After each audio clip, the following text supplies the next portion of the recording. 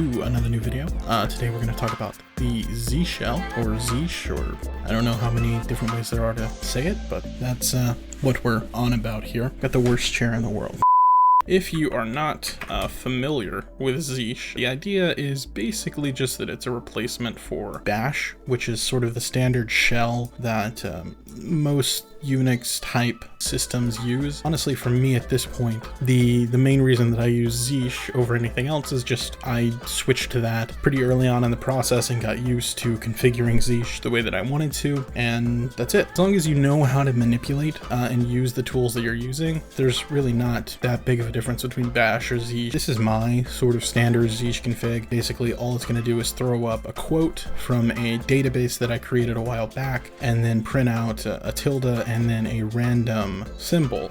These symbols are in an array in my Zsh config. We'll get to that later, so it's not like a truly random symbol, but it's random from a list of predefined symbols that we can use. So right now what I've got, if I really zoom in here so you can see it pretty well, is every time that I reload Zsh, it's going to print out a random chess piece of the, I think, 5 different chess pieces that Nerd Fonts gives you as an option. So that's kind of cool. And by default, once you switch to Zsh, depending on what OS you use, you may or may not get this message telling you basically you don't have a Zsh config, you don't have a zshrc or a zlogin or a zshenv or anything like that. And so it's going to give you a message to say, do you want to create a zshrc? There's like a main menu you can continue to if you hit 1, and it'll sort of give you a way to go through and config some things yourself. I personally don't really ever go through that completion setup just because I've used Zsh enough to know what I want to do. So what I'm going to do is I'm going to do something that's a little bit weird that you don't necessarily have to do. A lot of times in your home directory, what you can do is create a file called zshrc. When we go into that zshrc file and start to edit something, let's say we just have it echo out test,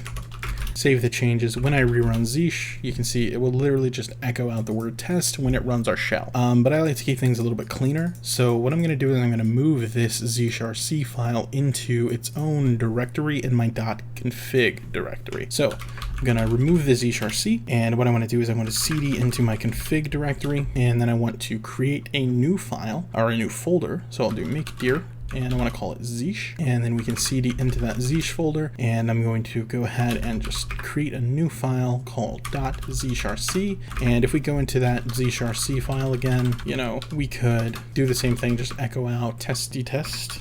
So it's slightly different maybe. Save that. And if I reload Zsh right now, it's not going to recognize that. We have to tell Zsh where to look for that config file. So what we want to do is in our home directory, actually, we want to create a new file called zshenv. And then if we go into that zshenv file that we just created, we just need to add one line. All caps, z.directory equals xdg home. So you can do that with $sign home /.config/Zsh. Now if we go ahead and rerun Zsh one more time, cool. Now we're going to be printing out what we told it to echo and running the shell. Now we can actually start customizing Zsh. And also, by the way, it may seem sort of weird that we basically just put a file in our home directory just so that we can link it to a folder in our config folder. But the reason we do that is because there's multiple files that we can use to configure Zsh. We're going to add a zprofile as well a bit later. There's history files, dump files, all that kind of stuff. So I just like to keep it all off in its own corner in the config rather than sort of crowding up my home directory more than it already is. There's no reason that you need to do that, so feel free to skip that step if you want to. This is just how I like to configure Zsh. So anyways, let's go ahead and cd back into the config/Zsh folder, and we can edit the zshrc and start to actually add some stuff. I think probably the thing that most people are going to want to add right off the bat are aliases. Basically the way that aliases work is if I come into my Zsh config here, and let's make it comment. We can do that with hashes, and let's alias the letter V to equal invim. Now, if I go ahead and rerun Zsh, nothing's really going to look different, but instead of having to do invim to get back into that zshrc file, what I can now do is just run v.zshrc and we're in. That's how aliases work, and I think they're a pretty helpful part of most people's workflow. So I go kind of crazy with aliases, and we can create really, really powerful aliases that do a lot of different things. Some of actually sort of the most odd aliases that I use are these journal aliases. This is sort of a weird thing. I don't talk about it very much, certainly not on the YouTube channel, but I'm a pretty avid journaler, oddly enough, which may seem slightly surprising, but if I take a look here, I have been keeping fairly descriptive journals for 6 years now. Obviously, this is something that I'm editing every day or kind of close to every day, so I've built some aliases to help out with that. One of the most interesting ones here, if I take a look, is I have an alias to run a command called xclip. By default, what it's going to basically do is take a bit of text and put it into your clipboard for your keyboard. So basically what I've done is I aliased date, the date command, with some options. So if the simplest way you could do this is if I run date and then I pipe that through xclip-select and put it into my clipboard. When I run that, what's going to happen is it's going to pick the current date and time, and then when I use the paste command, I'm going to have the current date and time in my clipboard. Where this gets kind of interesting is I basically just have one alias that I use, and I'll copy it in right here. The alias is J, so I just type the letter J, and what that does is it finds the, where did my mouse go? Is it finds the current date, and I have a few different options to format it specifically the way that I want, and then it's going to pipe that through xclip and put that date into the clipboard, and then what it's going to do is cd into the Dropbox folder, into the folder where I store my journal. The reason for doing that is because my journals are git controlled, so after I finish editing an entry, I can exit out of the file and then commit those changes, but then once it's cd'd into that directory, it's then going to use invim and open up whatever volume I'm on right now. And basically the way that works is it puts me into the entry within my clipboard already, basically a little header with the current date and time that I can just paste in. I use Markdown to keep track of those journals, so hit a hash and put in the current date and time and go crazy. I guess we could talk about that quote setup, because that is kind of interesting. Basically, the way that works is I'm going to exit my zshrc file here, and in the same Zsh folder in our .config, what I want to do is create a new file called zprofile. Basically, the way that quote works is with an app called Fortune, and if you run it, basically what it'll do is just print out a random quote. Some of them are more like techie, some of them are just nerdy quotes. It's a cool app, but the thing that I find really attractive about it, oh, also, by the way, if you can install it with sudo pacman-s calfortune. Anyways, where Fortune gets interesting for me is that you can use a custom Fortune database, and I made a video about this a while ago, so I'll make sure I link to that. But basically, if you make a Fortune database, you can literally just run like Fortune and then link to where you store that. And then every time I run Fortune, it's going to print out a quote that I have manually put there. I have my own database of quotes that I like, that I've collected over the years, and every time I open up a new shell, it's going to print one of those onto the command line in front of my prompt. So that's really nice. I like it a lot. The way that you get that to work is you go into zprofile. This is basically a file that's going to run basically every time you run Zsh. Like, it's not perfect like that. There's some cases where it wouldn't necessarily load the zprofile, but basically all you have to do is exactly what we just talked about, Fortune, and then put in the link to the Fortune database that you have created. Now if we go ahead and run Zsh, it may or may not work. It looks like it doesn't. And I think that's because we actually have to add a line in our zshrc to load the Z profile. So what you could do is go into the Z profile, into the zshrc, and we'll delete this echo bit here and replace it with source/config/zsh/.zprofile. Reload Zsh again. Perfect. Every time we reload Zsh. Very nice. So back into the zshrc we go, and there's a few other sort of basic settings that you can do. One of the things that I really like to do is you can set default apps in Zsh. That's something that a lot of people like to do. That'll look something like this. You can set the editor to invim, set your terminal, in my case it's Alacrity. You can set a browser to Firefox. You can even set a man pager app so that anytime you open up a man page, instead of using less, I think it is that man page is used by default, I can open them up in Vim, which is nice because I'm much more familiar with the movement controls and things in Vim, so that makes browsing man pages a whole lot easier. One other thing we probably should do is I'm going to put in term, xterm, 256 color. This will make sure that we can use basically whatever colors we want. And then as far as other basic stuff that you could do, one thing that a lot of people like to do is bind key-v. What that's going to do is turn on V mode.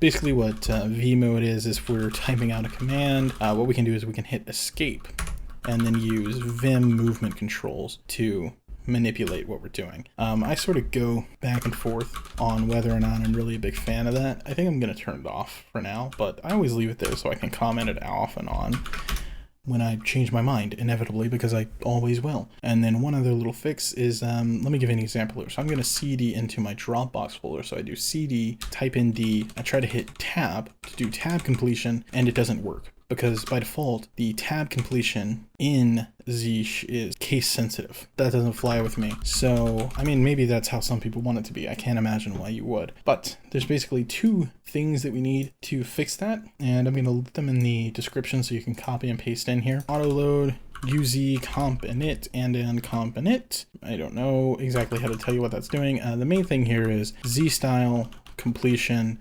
match list, and then this little formula down here, which is basically going to say A through Z are the same as capital A through Z, and capital A through Z are the same as lowercase a through Z, as far as the completion engine should be concerned. So now if we exit, reload Zsh, and I want to cd into my Dropbox folder, doesn't matter whether I type lowercase, uppercase, whatever, the tab completion is going to work. But really, I think the most interesting part of my config is the Zsh prompt that I use. I don't use Oh My Zsh or anything else like that. I just built a custom prompt, and I'll link to a guide below that'll help you out with that a bit more. So I'm not going to go into super detail about how to do it. I've sort of roughly touched on it in a few different videos before, but what I'm going to do is I'll make a new comment and we'll call it prompt. And then to define a prompt, all we have to do is type in the word prompt in all caps, equals, surround it in single quotes, and then anything we put in here is going to be displayed as the prompt. So for example, let's type in a prompt here. Go ahead and exit. Every time we reload Zsh now, you can see that our prompt is going to be basically this string of text that we created. If I go to a new line, it's going to put that same string of text right there in front of our prompt. The prompt is basically just going to be displayed in front of our cursor every single time that Zsh loads, every time we go to a new line, anything. Cool, right? So let's go back into the config/z/zshrc, and dropping in some random lines of text is cool. We can also use variables. Also, this one little trailing bit of white space here is vaguely important in terms of aesthetic. If you don't have it there, if you just end the quote without that white space, basically what's going to happen is it's going to sort of run the first bit of your command and the end of your prompt together, which I find annoying. Do yourself a favor and add a little bit of white space there. But mainly what we really want to do is use some variables. The main one that I use here is I'm going to do %1 and then the tilde and add a white space. So I'll go ahead and exit and show you what that does. If I reload Zsh, it's going to print out the tilde here. But the reason it's printing out the tilde is because I'm in my home directory. If I were to go into my .config directory, it's now going to be printing out that file. What the tilde really just represents is the current directory. If I were to go into my config again and change the tilde to a slash, what it'll do is print out the name of the folder that we're in. So that's pretty nice. It just sort of gives you an idea of where you are. The default Zsh prompt, for whatever reason, doesn't show you what directory you're in or anything. I find this pretty helpful. A lot of people like to put like their username and their system name in the prompt or anything. I keep my prompt really, really simple. I just put the directory that we're in, and then I also, just for a bit of flair, add a nice little symbol to the end of it. The easiest way to do that would be to literally just type in a symbol. So if I go over to something like, let's see, nerd fonts Aliases.com and look at their cheat sheet. What I can do is find a symbol I like. So I'll find some chess symbols here. Say we want the king. I could literally just copy that icon in, exit, reload Zsh, and this is my prompt now. It's going to print the directory and it's going to print a little symbol for us. Very nice. Also, I should mention I am using a nerd font as the font in my terminal, the hack nerd font. You do have to be using a nerd font in order for the nerd font symbols to work. Make sure I get that out there. Anyways, if we go back into the config for Zsh, what I want to do is add some color now, and basically the way that works is pretty simple. We're going to do %f and then %f. What this is basically acting as is like a start and a stop for our color. And so actually we'd want the %f to be back here behind the directory that we just set up. So I'm going to do %f again. It's vaguely confusing. Then basically all we need to do is inside of squiggly brackets, we put in the name of a color. Blue, cyan, green, yellow, any of the terminal colors. I'm going to do blue here. So basically, %f is going to start blue as the color. We're defining blue right after we do %f. Right here with this variable, we're defining the directory thing that we just set up where it's listing what directory we're in. And then the last %f is closing out that color and saying, at this point, everything past this is no longer going to be blue. Hope that made sense. I know it can be confusing, but if we reload Zsh, our directory tracker dealio is blue. And of course it's blue no matter what directory we're in. It's always going to be printed as blue. So I'm going to back into the config for zsh.zshrc, and we'll just do the same thing with this last bit, but we'll change it to a different color. Now we have a nice little prompt. One other thing I do that I'm not going to explain very much, just because I've talked about it in a different video, is I do have some Git settings that I do. Basically all this is doing, it's a little bit more complex and I've talked about it in a different video, so we'll leave it there. Basically all this is doing is a right side prompt. By the way, if you want to do a right prompt on the right side, you can just do RPROMPT to make that happen. But if I go into a, into a Git directory, so in here in my .files directory, you can see it's basically just going to show me, hey, you're on the master branch of the directory, like nothing complex at all. It just takes a couple of lines of configuration to get there, and I didn't write it, so I'll just link to it, and I don't want to take credit for it. So like it's fairly standard. You can paste it into your config as well. Anyways, now we get to the fun part, which is the most recent addition to my Zsh config, and sort of the reason why I wanted to make this video is that I have basically added a way to generate a random symbol here in our prompt every time we load Zsh. So this is really cool. I'm going to go back into my config for zsh.zshrc, and the first thing we need to do is basically define a variable where we can list out all of the symbols that we want to use. So I'm going to do declare -a, and we're going to create a variable called prompts, and then all you need to do is just basically do prompts equals, open up some brackets, and you can then fill in this prompt with random symbols. So, you know, if I wanted A, B, whatever, just put them in quotes and you can list out as many as you want. I think I mentioned it earlier. What I did was just created an array with all of the chess symbols in it because I thought that would be an interesting sort of proof of concept. Then from there, what we need to do is we need to create a way to randomize these things. And I don't actually know quite why or how this works. Again, not a programmer, found it on the good old internet. But if we do random equals $3 date plus s, this is just going to randomize stuff. When we plug it into our little formula that we're going to write here, it's going to randomize all of these symbols that we set up. I'll leave it at that. I don't know how it works. I'm sure there is some people in the comment section who can help you out there. Got great people in my comment section. Anyways, now what I want to do is I'm going to create a variable called, I'm just going to call it ignition. Doesn't matter what you call it, and we're going to say equals, and we'll link to the prompts variable here. What it's doing is taking input from this array here, and then we're going to open up some square brackets, and inside of that we need to say random, which of course is linking to this bit right here, the randomize formula, if you will. And then inside of that we need to do %, and then link to the variable again, and then inside of squiggly brackets, which is how we just link to a prompt or a variable, we're going to link that random variable, and then inside of that, in square brackets, we add the star, which I believe means we're multiplying it by itself. Don't know for sure. I don't freaking know what's going on here. I just messed around with this until I got it to work. And in theory now, what we should be able to do is replace this symbol right here with the variable that we just set up, ignition. Does it work? It did earlier today, so I certainly hope it still does. Rerun Zsh. Okay, we'll zoom in really big here so you can see. Every time we're running Zsh, it is giving us a random chess piece here. We got the knight, got the queen that looks like, I can't really tell. We got the knight again. Every once in a while I have noticed that it will fire off just an empty blank space. I don't know what the deal there is. I didn't really mind it too much because actually nothing there kind of looks cool too. Anyways, that, my friends, is my config for Zsh. Realized a little while ago I never made like a proper video about Zsh and how I config it. So this is it. Hope you enjoyed it. To the random guy in the comments that wouldn't shut the fuck up about me making a video about configuring Zsh, here you go. Anyways, that's it. Thank you everyone for watching the video, and I will see you in the next one.